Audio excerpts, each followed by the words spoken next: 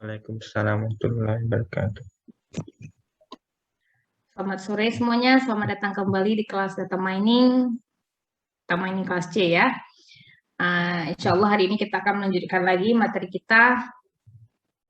Hari ini kita akan membahas tentang unsupervised learning ya, atau clustering.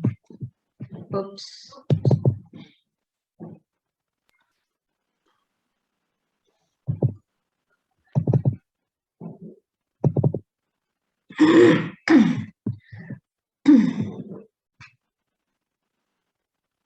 Masih banyak yang belum hadir ya, sudah lewat berapa menit. Oh, telat sekali saya masuk. Oke, jadi hari ini kita akan membahas tentang clustering. Mudah-mudahan cukup waktunya ya, nanti di akhir kalau ada waktu lebih saya akan mereview mengenai tugas satu kalian ya. Nah, sekarang kita lihat dulu materi tentang clustering. Oke, jadi bagaimana kamu akan mengelompokkan buku-buku ya. Nah, jadi intuisinya kayak gitu nih. Sebelum kita lihat clustering, kalian bayangkan kalian punya beberapa buku ya. Kira kalian punya koleksi buku di rumah kalian. Nah, bagaimana kalian akan mengelompokkan buku-buku tersebut? Pasti antara satu orang dengan orang lain itu beda-beda ya kan? Nah, kalau Muhammad Irfan kelompokin buku tuh kayak gimana? Berdasarkan apa? Ini berdasarkan kategori gitu, Bu. Misalkan ada majalah, novel gitu, Bu, atau ensiklopedia. Ya, kalau Hadafi Mudo gimana? Warna, Bu. Berdasarkan warna, boleh. Ya. Kalau ini yang nampak-nampak aja ya, yang nampak-nampak di screen saya aja ya. Kalau M Fajri kayak gimana mengelompokkan buku? Ukuran, Bu. Ukuran, ya beda-beda ya. Nah, semuanya itu benar ya kan? Tergantung keperluan kita. Semuanya itu benar. Ada yang mengelompokkannya berdasarkan, oh ini majalah, seperti tadi Irfan ya. Ini majalah, cocoknya kita taruh dengan majalah ya. Komik dengan komik, saya buku pelajaran dengan buku pelajaran. Ada yang seperti itu mengelompokkannya. Ada yang mengelompokkannya berdasarkan warna, seperti Hadefi tadi ya. Dia mungkin orangnya lebih ke seni ya, estetika ya. Dia suka lihatnya kalau kuning dengan kuning, merah dengan merah, hijau dengan hijau seperti itu, atau warna gelap dengan warna terang, dan warna putih netral, misalnya 3 kelompok gitu ya. Kalau Fajri tadi ukurannya, ukuran gitu aja. Jadi yang kecil-kecil ya di bawah, yang sedang di tengah, yang besar di atas dan sebagainya ya. Mungkin kalau saya nanti saya kelompokkan berdasarkan kepemilikan. Misalnya buku anak saya di yang pertama, di rak yang pertama, karena dia kecil ya, kalau tinggi-tinggi nggak bisa ambil ya, tergantung tujuannya gitu ya. Buat anak saya taruh di rak pertama, buat saya yang di tengah ya, untuk suami saya yang paling atas, bisa juga seperti itu ya, dan lain sebagainya. Nah, begitu juga intuisi dari sebuah clustering ya. Dia tidak ada aturan harus kita kelompokkan seperti apa. Kita akan kelompokkan dia sesuai keperluan kita. Dan bisa jadi ketika misalnya kita ada seseorang ada kelompokin nih, si A ada kelompoknya berdasarkan warna, datang kita, nggak cocok nih ya, karena kita butuhnya bukan berdasarkan warna, berdasarkan ukuran, atau berdasarkan tadi tingkat kepemilikan. Anak-anak yang masih SD gitu taruhnya di paling bawah kelompok, di rak yang rendah biar bisa ambil. Anak SMP tengah, anak SMA gitu ya. Jadi lain keperluan, lain cara kita mengkelompokkannya. Seperti itu ya. Ini juga berlaku di data apapun. Baju kita misalnya. Ya, ada orang yang mengelompokkannya berdasarkan, oh ini baju rumah, baju pergi-pergi, ya baju pesta, baju pergi dibagi dua lagi nih, baju pesta, baju pergi ke kantor misalnya. Ya, ada orang berdasarkan warna, ada kelompokkan terserah nih, baju rumah, baju pergi, yang penting warna cerah di sini, warna gelap di sini, warna netral di sini gitu ya. Nah, ada juga yang mengelompokkannya berdasarkan baju dengan baju semua, celana dengan celana semua gitu ya. Nah, tergantung keperluan ya, kita nggak bisa menyalahkan ya, tergantung keperluan gitu ya kan. Nah, seperti itu juga kita nanti ingin mengelompokkan data. Berbeda dengan saat kita diklasifikasi. Klasifikasi itu sudah ada labelnya ya, sudah ada labelnya, ini label A, label B, label C. Kita kelompokannya kayak gimana? Ya udah tahu ya, ini A, ini B, ini C. Tugas kita apa? Tugas kita nanti kalau ada data baru yang datang, buku baru yang datang. Buku baru ini kita taruh di A, di B, apa di C. Nah, itu di klasifikasi yang kita belajar beberapa minggu lalu ya. Jadi sudah ada kelompoknya nih, buku pelajaran kita cuma punya 2 kelas. Buku pelajaran di sini, buku bukan pelajaran di sini misalnya. Kalau 2 kelas. Datang satu buku, mau kita taruh di rak, kita lihat aja buku ini mirip buku pelajaran apa mirip yang bukan pelajaran. Oh, buku pelajaran. Kita taruh bersama buku pelajaran. Itu klasifikasi. Ya. Jadi kelas-kelas itu sudah ada, kita datang sesuatu yang baru, kita meletakkan di mana. Kalau clustering kita punya setumpuk data, ya, setumpuk buku, belum ada labelnya nih, mau ditaruh berdasarkan apa, suka hati kita gitu ya, suka hati kita mau kita taruhnya tadi berdasarkan warna kah, berdasarkan ukuran kah, atau berdasarkan ini pelajaran atau bukan, gitu ya. Jadi untuk mereview, nah ini saya buat lagi bedanya ya, tapi saya rasa udah tahu ya, tapi saya ulang lagi bedanya. Klasifikasi itu bagian dari supervised learning, yang minggu lalu kita belajar regresi itu juga bagian dari supervised learning.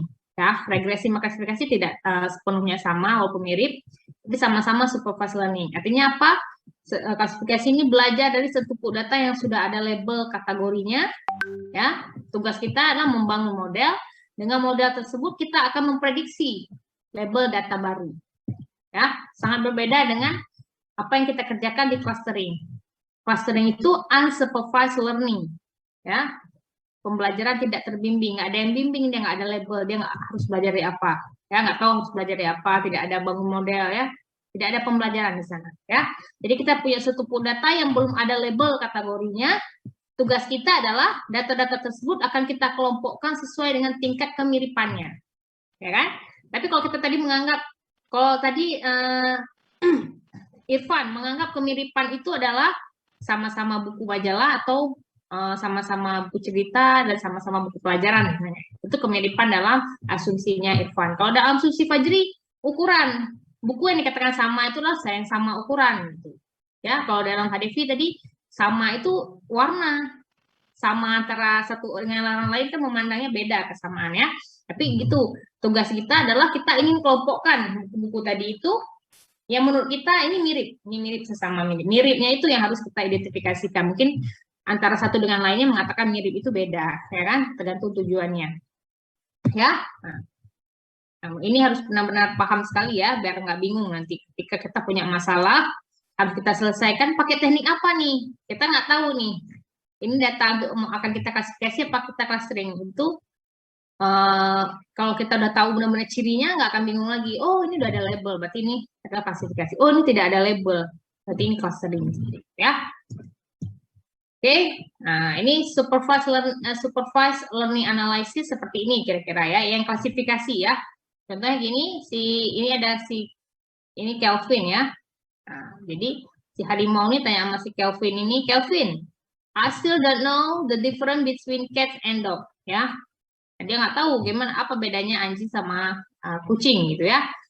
Nah, terus kata si Kelvin, don't worry, I will show you once more ya. Aku kasih tahu kamu sekali lagi. Jadi dia akan kasih tahu ini loh kucing. Nah, ya jadi di klasifikasi itu kita bilang ini kucing, ini anjing dan sebagainya itu dengan contohnya ya kan. Ini loh kucing, ini kucing, ini kucing, ini kucing. Kalau kayak gini bentuknya ini kucing gitu ya. Kita kasih tahu dia dengan contoh. Ini anjing, kita kasih tahu dia ya. Ya, baru dia no I get it, baru dia paham karena udah ada contoh-contohnya. Ya, udah ada contoh nih yang kayak gini kucing, yang kayak gini anjing. Ya. Nah, itu supervised.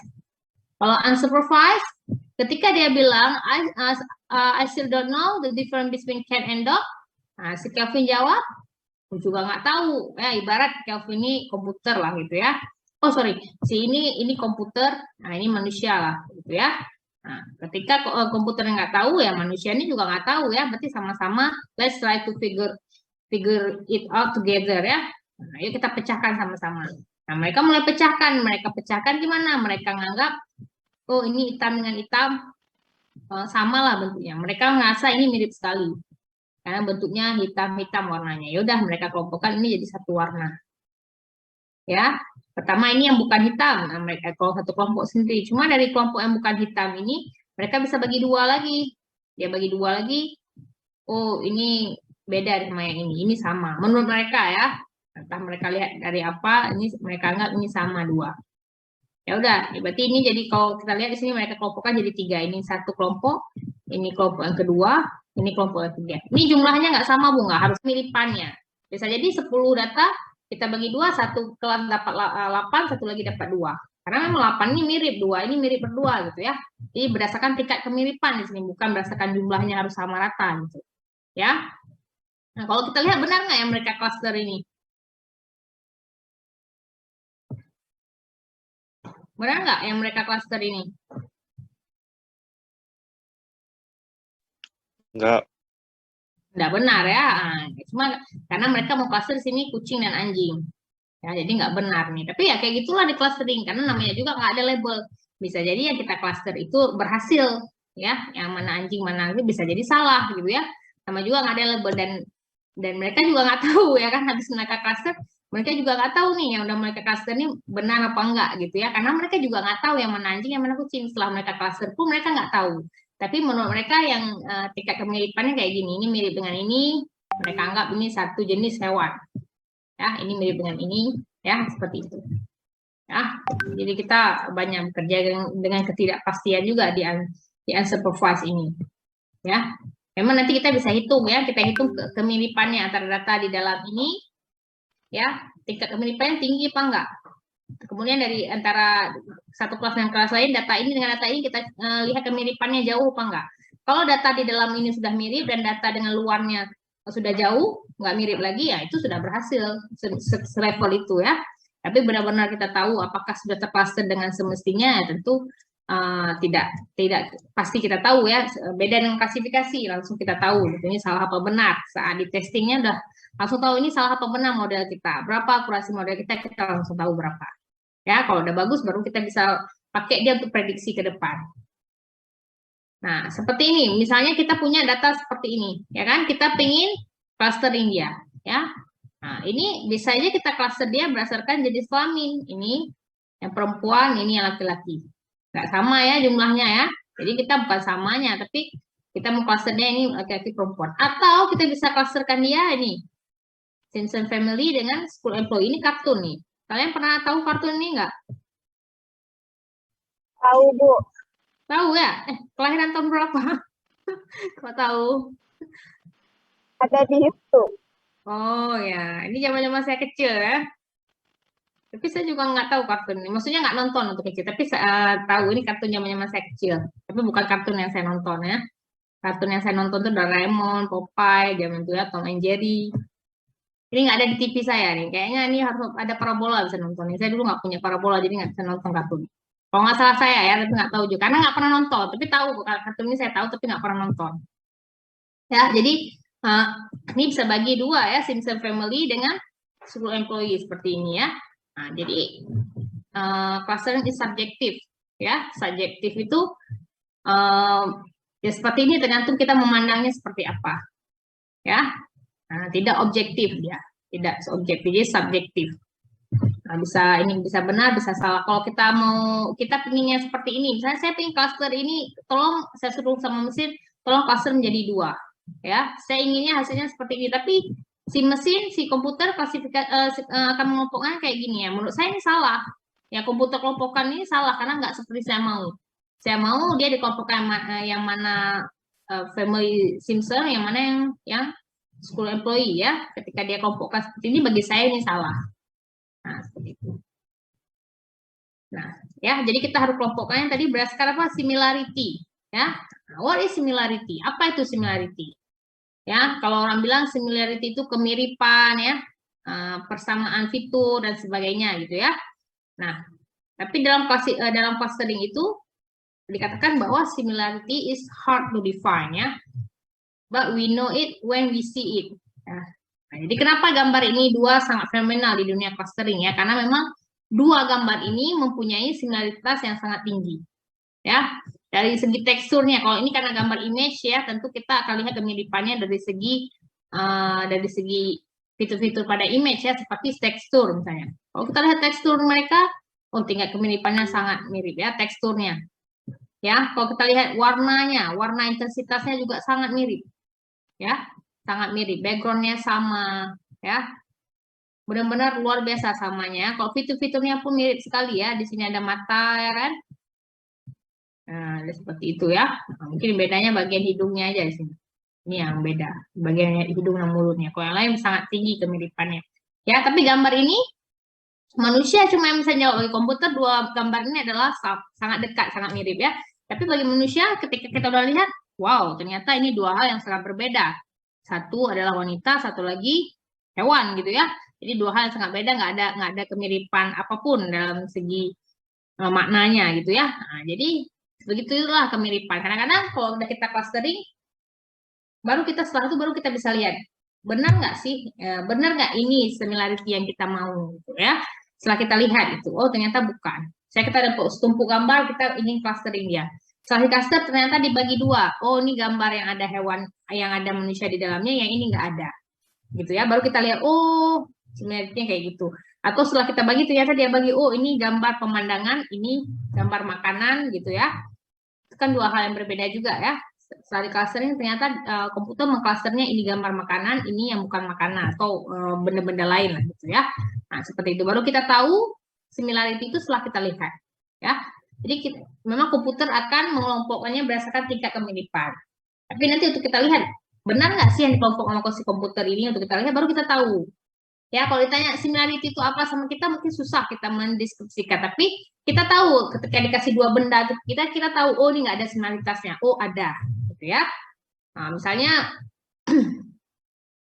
kita dikasih satu gambar laptop, ya, satu gambar TV, satu kulkas, ada gambar apa, ada radio, ada setrika. Nah, pada gambar itu semuanya berbeda, tapi situ kalau ditanya manusia apakah gambar itu memiliki similarity, ya sama-sama elektronik kita bilang ya kan, sama-sama elektronik. Dibandingkan yang sebelah sana misalnya di sini ada gambar tikus, ada gambar manusia gitu ya, ada gambar pohon, oh mungkin ini elektronik, ini makhluk hidup gitu, seperti itu. Mungkin manusia bisa mendeskripsikan seperti itu ya, tapi komputer tentu tidak mampu ya kan, dia cuma berdasarkan nilai-nilai yang fitur-fitur yang kita berikan saja ya. Nanti manusia juga yang menentukan ini benar nggak, clusternya udah seperti kita mau atau belum gitu ya kan. Ya, jadi pengertian clustering itu kalau misalnya kita bahasakan adalah sebuah proses untuk mengelompokkan data ke dalam beberapa cluster atau beberapa kelompok. Jadi satu kelompok itu namanya satu cluster ya, atau satu ya. Jadi clustering proses kita mengelompokkan data ke dalam beberapa cluster atau ke dalam beberapa kelompok sehingga data dalam satu cluster memiliki tingkat kemiripan yang maksimum. Ya, dan data antar cluster memiliki kemiripan yang minimum. Ya, paham maksudnya ya? Jadi misalnya ini ada dua cluster, data-data yang di dalam ini harus kemiripan mereka maksimum. Dan antara data yang di dalam ini dengan data yang di kelompok lainnya itu kemiripannya harus minimum. Sedikit sekali kemiripannya ya, kita sampai nggak ada, kalau bisa nggak ada kemiripan itu ya. Nah, contoh aplikasi dari clustering ya. Nah, contohnya apa? Segmentasi pembeli. Ya, segmentasi pembeli. Kita mau membagi pembeli-pembeli kita. Misalnya kita punya toko online gitu ya. Punya toko online, dan di toko online kita itu kalaupun nggak toko offline pun boleh. Yang penting datanya itu ada di komputer kita ya. Kalau cuma orang datang ke kios kita, dia beli, dia bayar, dia pulang, ya tentu kita nggak bisa mengclustering pembeli-pembeli seperti itu karena tidak ada datanya. Ya, ini maksudnya data pembelian itu ada datanya, ya tersimpan. Kita punya datasetnya ya. Jadi kalau kita nggak, sama seperti klasifikasi, datasetnya harus ada, ya. Bedanya apa? Cuma kalau di datasetnya di clustering kita ada labelnya nanti di ujung. Misalnya kalau beli tidak beli ada ya. Nah, kalau bisa di clustering datasetnya belum ada label. Jadi belum ada bedanya itu ya. Tapi kalau cuma pembeli yang nggak tercatat informasi tentang mereka di dunia digital, nggak ada kita catat di komputer kita, datang beli 1000 orang datang pun kita nggak bisa lakukan apapun. Ya kan? Di klasifikasi juga sama. Ya, toko kita datang orang, beli pulang, beli pulang, beli pulang, itu nggak bisa, nggak ada tercatat di komputer kita apa yang dia beli, siapa dia, berapa umur dia, barang apa aja yang dia beli, berapa jumlahnya, ya berapa sering dia ke toko kita, nggak ada tercatat informasi itu semua, ya tentu kita nggak bisa melakukan apa-apa. Ya, ini yang kita bahas di sini adalah sesuatu data yang ada di komputer. Ada di antara pembeli-pembeli kita di toko online kita, kalaupun offline juga nggak apa-apa, yang penting informasinya tercatat. Kita kan biasa buat member, ya pembeli kita ada ID membernya, ya barang apa aja yang sudah dia beli, ya. Nah, ada dia kasih bintang nggak? Biasa kan setelah beli pembeli kasih bintang gitu ya kan. Nah, berapa bintang ya kalau dari 1 sampai 5 berapa bintang dia kasih ke toko kita dan sebagainya. Itu kan fitur data tentang informasi tentang konsumen tersebut. Nah, kita bisa nanti segmentasi pembeli tersebut. Ya, segmentasi pembeli tersebut. Kalau kita cuma melihat siapa sih yang kirim, siapa sih yang sering kasih bintang yang tinggi-tinggi gitu ya, atau siapa sih yang paling banyak beli, ya sekedar seperti itu nggak perlu clustering sebenarnya ya. Kalau sekedar seperti itu database biasa bisa ya, kayak kita punya database, kita cuma mulai barang apa yang paling banyak orang beli ya, kita jumlahnya aja mungkin kita lihat jumlahnya aja bang, kita sort, oh ternyata yang paling banyak orang beli Indomie gitu ya. Ya iyalah orang beli Indomie, karena sekali orang beli Indomie dia nggak mungkin beli 1 ya, minimal belinya 5 permen misalnya, itu banyak orang beli. Tapi kita informasi kayak gitu aja nggak menghasilkan apa-apa ya, cuma oh yang banyak orang beli Indomie misalnya atau permen gitu ya, atau misalnya apa yang banyak orang beli rokok ya kan. Tapi kita nggak bisa melihat di situ berapa keuntungan yang akan diperoleh toko kita kalau cuma lihat sekedar jumlah yang dibeli dan sebagainya ya kan. Nah, ini dalam hal segmentasi ini misalnya kalau cuma saya mau melihat siapa yang telah banyak kali belanja di toko saya, keluar nanti. Oh si A, total dia belanja sudah 10 juta di toko saya. Yang kedua ada si B, udah 7,5 juta di toko saya. Nah, segera seperti itu kita nggak perlu clustering juga ya, itu database biasa, kita sorting berdasarkan dia beli ya. Tapi di sini clustering tentu ya, yang kita lakukan di data mining ini sesuatu yang nggak bisa lagi dilakukan oleh database biasa. Ya, kita melihat misalnya stok market kita apa yang udah mau habis, apa yang stok-stoknya itu udah udah di bawah 10. Kita tinggal sorting aja database biasa itu ya, nggak perlu data mining di sana ya. Nah, data mining itu kita perlu ketika sesuatu nggak bisa kita lihat lagi dengan database biasa, tapi harus kita lakukan teknik-teknik machine learning di sana ya, seperti klasifikasi, regresi, clustering, sesuatu nggak bisa kita hitung dengan database biasa lagi, baru kita pakai data mining. Nah, misalnya segmentasi pembeli di sini apa yang mau kita segmen? Kita setumpuk data pembeli ya. Di sini kita lihat ada pembeli yang sering belanja di toko kita, tapi dia sering menilai toko kita itu buruk, tapi dia suka beli toko kita, tapi bintangnya bintang 3, bintang 2 ya kan. Ada mungkin orang yang jarang beli tapi bintangnya bagus. Ada yang sering beli tapi bintangnya juga bagus ya kan. Sering beli bintang bagus. Ada yang jarang beli ya, kasih bintangnya jelek juga. Ada jarang beli, sekali beli kasih bintangnya jelek, atau jarang beli, sekali beli kasih bintangnya bagus gitu ya.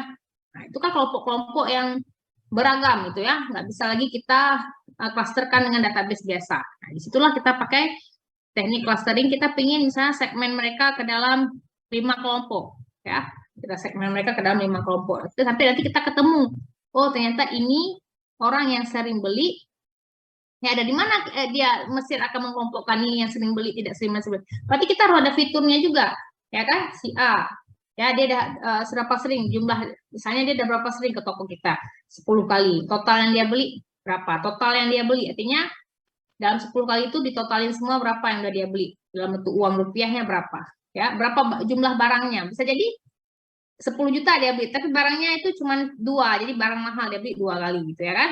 Bisa jadi dia udah 10 juta beli, tapi barang dia jumlah barang yang dia beli itu sampai 100, berarti barang murah-murah yang dia beli gitu ya kan, barang yang harganya 100 ribuan gitu.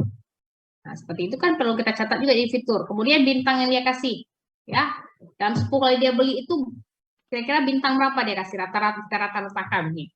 Atau bintang 1 berapa kali, bintang 2 berapa kali, bintang 3, bintang 4, bintang 5 ya kan. Nah, itu jadi fitur ya, bintang 1 berapa kali dia kasih, cuma sekali. Nah, bintang 5 dia kasih sampai 6 kali gitu ya. Nah, itu fitur. Apalagi misalnya yang lain. Nah, komen nggak dia gitu ya, komen atau tidak setelah dia beli. Biasanya kan orang kasih bintang aja, dia komen, dia kasih image lagi ya, saking senang ya beli baju, pakai foto, upload lagi di komennya. Sampai kasih bintang 5, bilang lagi bajunya bagus sekali. Itu kan betul-betul orang excited ya kan, dia sampai mau foto, mau upload gitu ya. Dengan orang cuma kasih bintang 5 itu beda sebenarnya. Kasih bintang 5 dia puas dengan baju yang dia beli di toko kita. Ini dia foto lagi sampai dia komen lagi bajunya bagus sekali, lain kali mau beli lagi, dia tulisnya gitu ya. Itu jadi fitur itu, berarti dia sangat tertarik dengan toko kita. Dan seterusnya fitur-fitur yang lain. Nah, itu semua pembeli kita buat seperti itu. Ya, setelah kita buat seperti itu baru sama seperti di klasifikasi. Kita bisa plotkan dia ya kan. Nah, plotkan dia misalnya fiturnya ada 10, berarti dimensi 10 kita plot. Nanti antara satu data dengan data lain kan bisa kita hitung jarak kedekatannya. Ya, sampai misalnya kita mau kelompokkan dia nanti jadi 4. Ya, kelompok pertama kita akan lihat misalnya, oh ini yang sering beli bintangnya bagus. Yang kedua sering beli bintangnya jelek. Tapi dia banyak beli kan menguntungkan toko kita. Dari segi dia beli banyak kan udah menguntung toko kita. Tapi dia selalu kasih bintang jelek. Itu ada aja mungkin orang memang ada seperti itu ya. Ada orang seperti itu memang sifatnya kadang kasih bintangnya selalu jelek. Bukan ke toko kita aja, semua toko dia kasih jelek. Ya kan? Nah, yang ketiga ini ada jarang beli dia, sekali-kali dia beli, tapi dia kasih bintangnya bagus. Ya, yang terakhir ini jarang beli, bintangnya jelek lagi. Nah, di antara empat ini ngapain biasanya ya? Ya setelah kita ketemu dengan ini udah jadi 4 cluster ya. Nah, itu tugas nanti dari bukan tugas. Jadi kalau kita data scientist ya, orang yang bagi-bagi data ini, nah itu nanti tugas lagi bisnis analis, bukan kita lagi mungkin ya. Bisnis analis akan ngambil tindakan apa ke dalam 4 orang ini. Ya, tentu di situ kita harus belajar ilmu bisnis, ilmu ekonomi dan sebagainya ya kan. Ya mungkin itu nggak kita pelajari di jurusan informatika. Makanya kalau di perusahaan tuh banyak ahlinya ya, ahli bidang data aja banyak sekali. Ada data analis, data engineer ya, data scientist, ya, dan seterusnya. Nanti si bisnis analis ini akan mikir dia. Orang yang senang beli ini, senang beli banyak, suka si positif, apa yang harus dilakukan? Ya, apa misalnya untuk mereka kita kasih voucher diskon gitu, tapi lebih beli, atau nggak perlu lagi orang seperti ini. Orang seperti ini nggak kita apa-apa juga akan selalu beli toko kita mungkin, ya pemikiran mereka kita nggak tahu ya, makanya itu harus ada ahli bisnis di sana. Ya, orang yang tadi suka beli ini, suka beli kan dia menguntungkan kita suka beli, tapi dia selalu kasih negatif ke kita. Apa perlu kita kasih bonus dia? Jadi dia bisa beli tas, dia kan udah masuk nih dalam kelompok ini, setiap dia beli sesuatu lagi ke depan, akan kita kasih bonus-bonus kecil. Mungkin itu akan merubah penilaian dia ke toko kita. Gitu ya. Nah, seperti itu. Atau mungkin kita kasih kartu ucapan seperti waktu dia sampai barangnya ke rumah dia terima kasih telah membelanja di toko kami, kakak cantik, bisa kita tulis gitu ya. Nah, dan surat cinta seperti itu dari pembeli, dari penjual. Mungkin dengan itu merubah dia nggak jadi kasih negatif. Mohon Kak memberikan bintang yang cantik, yang bagus untuk toko kami, itu sangat membantu kami. Mungkin kata-kata seperti itu merubah dia ke depan, ya kan? Atau mungkin yang jarang beli tadi, udah jarang beli, kasih yang negatif lagi ya. Apa tindakan kita terhadap dia? Apa kita kasih bonus gitu ya? Apa kita masukkan pesan-pesan ke SMS kan bisa tuh. Kita kan ada nomor waktu daftar bukan ke SMS, kalau di Shopee mungkin misalnya langsung masuk ke Messenger kita pesannya. Pesan otomatis ya kan? Ada promo misalnya gitu ya. Atau kita kasih voucher nih hanya untuk kamu bisa belanja dalam bulan ini, bisa potongan harga 100.000 ya. Jadi ada tindakan-tindakan yang kita akan ambil. Nah, biasanya itu nggak akan mungkin kita lakukan, misalnya kita mau kasih voucher nih, nggak mungkin kita kasih ke semua pembeli kita, nggak cukup misalnya ya, atau nggak ada guna kita kasih ke semua. Ada orang nggak kita kasih voucher pun dia akan selalu belanja tiap bulan di toko kita. Ya orang dari segi bisnis, ya orang kayak gini nggak perlu lagi kita kasih voucher. Kita kasih voucher nih orang yang masih setengah hati lah ke toko kita, masih setengah hati. Kita kasih voucher dia sepenuh hati lah belanja di toko kita gitu. Jadi antara si A, si B, si C, dan si D ini beda perlakuan yang akan dilakukan oleh perusahaan kita agar untuk meningkatkan penjualan. Jadi kalau misalnya iklan pun nggak perlu kita ada 100 juta pembeli, 100 juta nih kita iklan. Kita pilih mana yang cocok iklan. Atau mungkin kita nih lagi bulan ini lagi ada promo baju anak-anak. Ya udah kita promosikan ke orang-orang yang dia sebelumnya datang ke toko kita belinya baju anak-anak. Nggak mungkin dia selama ini beli baju orang dewasa, di toko kita juga jual sepatu anak-anak, diskon sepatu anak kita promosikan ke dia, kan rugi.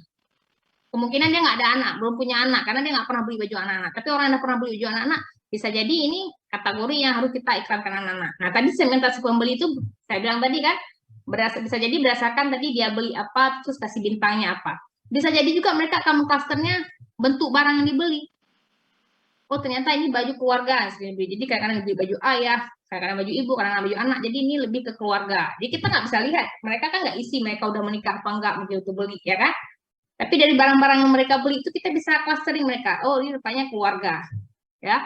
Oh, ini remaja nih. Kita cluster yang kedua nih, cluster remaja. Kenapa? Barang-barang yang dibeli itu barang-barang yang sering dibeli oleh anak-anak remaja. Ya, misalnya kita nggak lihat datanya ya. Oh, ini yang beli ini anak milenial, kita tahu. Oh, yang beli ini orang biasanya nih orang udah berumur 50 tahun ke atas. Nah, untuk kita cluster berdasarkan barang yang dia beli. Jadi ke depan kalau kita ada iklan barang-barang spray dan itu nggak mungkin kita iklannya ke anak milenial nih spray, ke mama-mama ya, mama-mama, karena mama suka beli, walaupun dia sebelumnya nggak pernah beli spray, tapi dia sebelumnya pernah beli taplak meja gitu. Jadi kita ada nih promo tahun ini, kita mau habisin spray berapa piece gitu, kita promoin diskonnya kemana-mana. Iklannya nggak mungkin ke semua pembeli kita iklan, ya kan? Ke remaja tuh nggak perlu kita iklannya nanti ke mama-mama nih. Dari mana kita tahu dia mama-mama? Karena dia sebelumnya mungkin pernah beli barang-barang yang mama-mama, ya kan? Yang mama-mama beli, misalnya bunga gitu ya, taplak meja, gorden ya. Jadi sangat related dengan dia akan beli juga spray, dia akan beli juga tutup kulkas dan sebagainya. Seperti itulah. Jadi situlah ada perlu segmentasi pembeli ini paling banyak pakai clustering, ya. Tapi bukan kalau udah ada labelnya kita lebih mudah, ya. Kalau sudah ada labelnya, seperti saya bilang tadi, ya dari beli kita memang udah labelkan dia, kita udah tahu nih ibu-ibu, ya ini remaja, ini misalnya laki-laki gitu ya. Nah, tentu itu lebih mudah. Ini masalahnya terkadang data kita itu belum ada labelnya. Nah, cara kita memulai dari awal, kita ingin menganalisa yaitu menggunakan clustering. Kalau belum ada label ya, kalau udah ada label ya tentu klasifikasi lebih spesifik ya, lebih bisa memprediksikan sesuatu lebih tepat gitu. Nah, ya selain itu juga bisa kita pakai untuk identifikasi objek pada suatu gambar, ya, segmentasi gambar. Tentu yang udah pernah, nah di sini ada yang beberapa orang ada ambil pengolahan citra ya. Nah, jadi sudah pernah saya jelaskan ya, salah satu teknik segmentasi gambar itu banyak sekali, salah satunya adalah clustering. Ya, jadi bisa kita punya satu gambar nih, ya, satu gambar. Jadi nanti dengan teknik clustering dia bisa bagi nih gambar nih. Oh, ini bagiannya bagian langit, ini bagian bangunan, ini bagian perairan. Nah, dia bisa bagi, ya. Nah, tentu kalau dia kenapa dia bisa bagi? Kan ada fiturnya tadi. Ya, kalau di gambar fiturnya itu adalah image itu, pixel-pixel itu ya, pixel-pixel itu. Fiturnya itu diambil dari pixel-pixel pada gambar. Nah, pixel-pixel itu kan ada warnanya.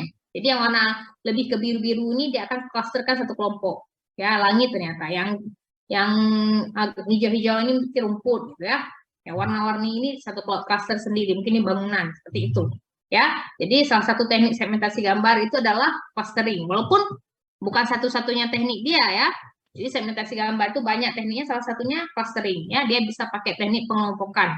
Untuk dia bagi yang mana bagiannya ini, mana yang bagian yang orang, mana yang bukan orang gitu ya. Mana yang background, mana yang foreground gitu ya. Mana yang foreground, mana yang background, bisa pakai segmentasi juga. Bisa pakai clustering juga.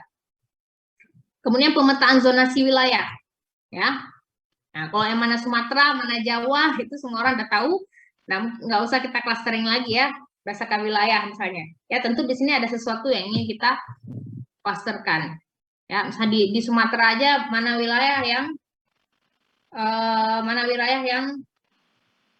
banyak pertaniannya, mana yang bukan, itu kan bisa kita pakai clustering juga ya. Sesuatu yang belum ada label. Kalau udah ada label ya sudah gampang sekali gimana kita plotnya di peta. Ini bagi yang belum ada label maksudnya. Nah, kemudian ini juga termasuk pemanfaatan clustering yang sangat bagus ya, pendeteksian penipuan ya atau anomali ya. Sesuatu yang nggak normal itu kita bisa deteksi dengan clustering.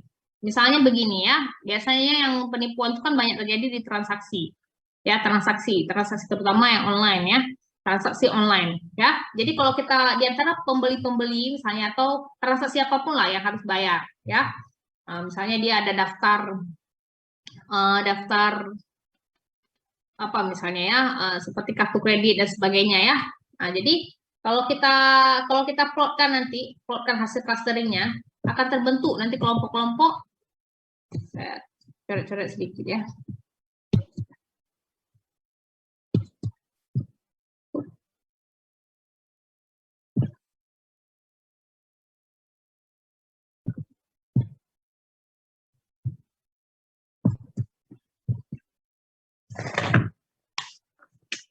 Ya, jadi kalau misalnya kita plotkan nanti di antara pembeli lah atau transaksi-transaksi nanti, misalnya kita sudah plotkan nanti ya.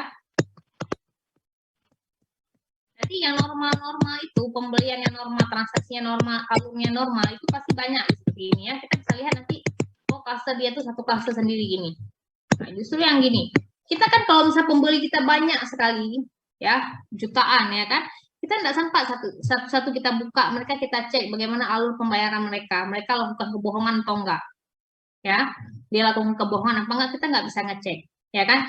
Dengan kita pakai teknik clustering, nanti kita akan plot nih data-data, sini ada jutaan data-data ya, artinya ini nggak usah kita lihat lagi, mereka berada di wilayah yang sangat dekat, satu kelompok yang sangat dekat, mereka pasti melakukan apa-apa yang normal dilakukan oleh masyarakat umumnya ya, transaksi yang mereka lakukan jelas ya.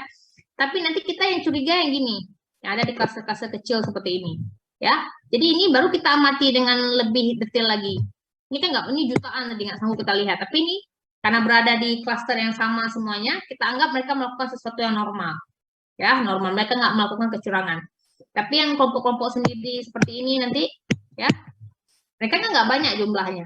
Ya, jumlahnya mungkin di sini cuma 100, ya, di sini cuma kurang dari 100, di sini cuma mungkin 10 gitu ya. Jadi kita cek aja data-data itu saja. Data itu kita buka, kita lihat.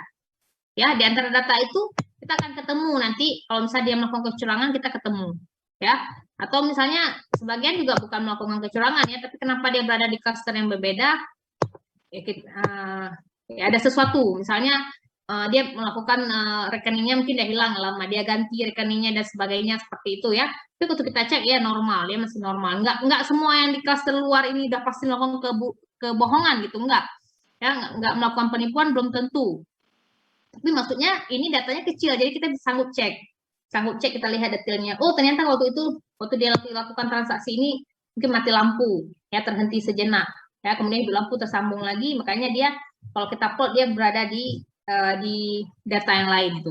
Ya, tapi kalau misalnya mayoritas kadang-kadang kita ketemu nih, oh ternyata ini melakukan kecurangan, ya dia lakukan kecurangan, dia beli sesuatu di toko online, ya dimanipulasi sampai dia nggak perlu keluarin uang, tapi barangnya berhasil dia beli, ya. Nah, biasanya yang bisa aku lakuin itu orang-orang jenius sekali, ya dia paling nge-hack ini itu, ya dia bisa beli barang yang habis rekening, bukan rekening dia, rekening orang, ditarik uangnya dari rekening orang tapi dia bisa ambil, ya biasanya yang bisa lakukan ini dia sangat jenius, ya contohnya orang jenius itu kayak siapa, kayak Pak Habibie, Pak B.J. Habibie, dia jenius, cuma jenius beliau memanfaatkan itu tempat yang baik, ya ada Einstein itu juga jenius ya, dan manusia jenius itu ada dalam beberapa dan 1000 orang lahir ada yang kayak gitu, lahir 1-2 gitu ya, itu sangat jenius. Nah, dia mampu melakukan hack seperti ini, dia mampu. Cuman ya seperti itu, ada yang jenius tapi dia pakai kebaikan ya, ada yang jenius ya dia pakai ya untuk seperti ini, dia nggak usah capek-capek kerja tapi dia bisa beli barang ya tanpa perlu mengeluarkan uang ya. Emang Bu, orang yang dilakukan kebohongan ini nggak sadar. Nah mereka ini pinternya mereka itu tidak, dia nggak mungkin ngehack orang kayak kita ya, orang yang kayak kalau rekening kita misalnya uangnya berapa, kalau mahasiswa berapa uang rekening, ada yang sampai 10 juta, ada, mungkin ada ya, karena nggak ada yang pengusaha di sini, ada yang kerja online gitu ya, jadi ya tapi masih bawah 100 juta dia juga nggak mungkin ngehack. Biasanya mereka akan ngehack ya rekening orang-orang yang uangnya udah kayak gini nih, misalnya ini udah kayak gini ya, ini kalau kita punya rekening segini ya, udah 273 miliar sekian gitu ya, ini uang rekening kita. Ini kalau angka depannya berganti, hilang nih, bukan 273 miliar lagi di depan nih, sudah jadi 100, kita tahu udah hilang, kita sadar. Ya, kalau ini rekening kita jadi 100 tiba-tiba di depan kita sadar. Ya. Yang ini ya, angka-angka di depan hilang kita sadar. Tapi kalau angka di sini hilang kita nggak akan sadar.